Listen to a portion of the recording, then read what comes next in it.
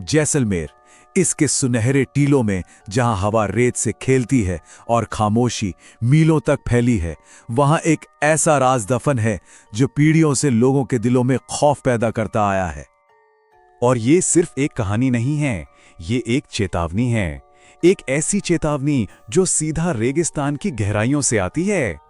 तो इस कहानी की शुरुआत होती है उन लोगों से जिन्होंने अपनी आंखों से कुछ ऐसा देखा जो नहीं होना चाहिए था, और उनके बयान ही इस राज की पहली परत खोलते हैं। देखिए, जो बात इन बवंडरों को किसी भी आम धूल के तूफान से अलग बनाती है वो ये है कि ये हवा के साथ नहीं बहते। नहीं, ये हवा के खिलाफ चलते हैं। जैसे जैसे इनमें कोई दिमाग हो, कोई इरादा हो। हाँ, इनका एक मकसद होता है। कभी ये ऊंट गाड़ियों के पीछे लग जाते, तो कभी किसी अकेले मुसाफिर के चारों ओर घेरा बना लेते हैं। शाम के रेत के टीलों की बात है। चरवाहों के एक ग्रुप ने कुछ ऐसा देखा जो आज भी उनके रोंगटे खड़े कर देता है। सोचिए, एक बिल्कुल शांत दोपहर, हवा भी जैसे थमसी गई थी, और तभी अचानक उनके ठीक पीछे रेत का एक बहुत बड़ा बवंडर उठा। वो भागे, लेकिन वो बवंडर भी उसी रफ्तार से उनके पीछे पीछे आता रहा, और फिर जैसे ही वो उनके बिल्कुल करीब पहुंचा, वो गायब हो गया, हवा में घुल गया। ऐसा ही कुछ जैसलमेर बाड़मेर हाईवे पर एक ड्राइवर ने महसूस किया। उसने बताया कि एक बवंडर सड़क के ठीक बीचों बीच बना और धीरे धीरे उसकी जीप की तरफ बढ़ने लगा। जब उसने घबराकर गाड़ी पीछे की तो बवंडर भी उसका पीछा करने लगा। बाद में उसने कांपते हुए वही कहा जो कई लोग पहले कह चुके थे, ये हवा नहीं थी, ये कुछ था जो मुझे देख रहा था।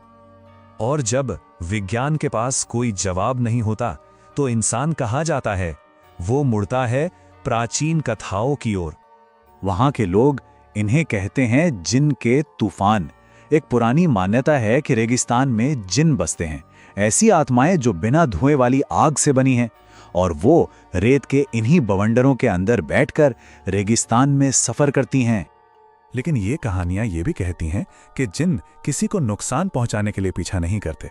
नहीं, वो तो बस इसलिए पीछे आते हैं क्योंकि कोई इंसान अनजाने में उनके अदृश्य रास्ते पर आ जाता है, और जब तक उनका रास्ता साफ नहीं होता वो पीछे लगे रहते हैं।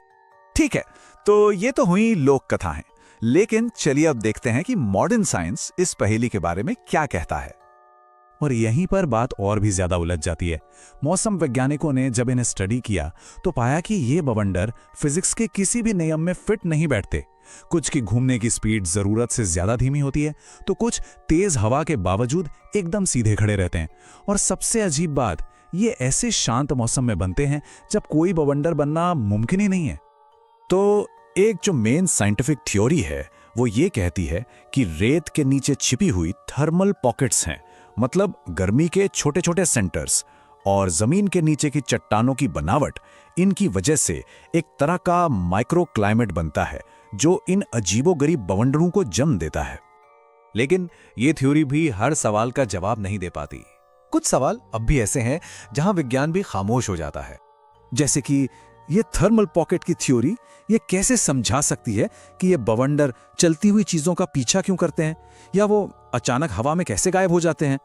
और सबसे ज्यादा हैरान करने वाली बात, वो कभी कभी दो हिस्सों में बढ़ जाते हैं और फिर कुछ देर बाद दोबारा एक हो जाते हैं। इन सवालों का कोई साइंटिफिक जवाब नहीं है। और फिर वो एक एहसास है, एक ऐसी अजीब सी फीलिंग जो हर चश्मदीद बताता है, चाहे वो ड्राइवर हो, कोई सैनिक या फिर ऊंट चलाने वाला, सब एक ही बात कहते हैं कि जब वो बवंडर पास आता है तो एक अजीब सा खौफ महसूस होता है। ऐसा लगता है जैसे कोई देख रहा है, जैसे कोई ठीक पीछे आकर खड़ा हो गया है। आज भी वहां के दूर दराज के टीलों में बसे गांव वाले एक पुराने नियम को मानते हैं।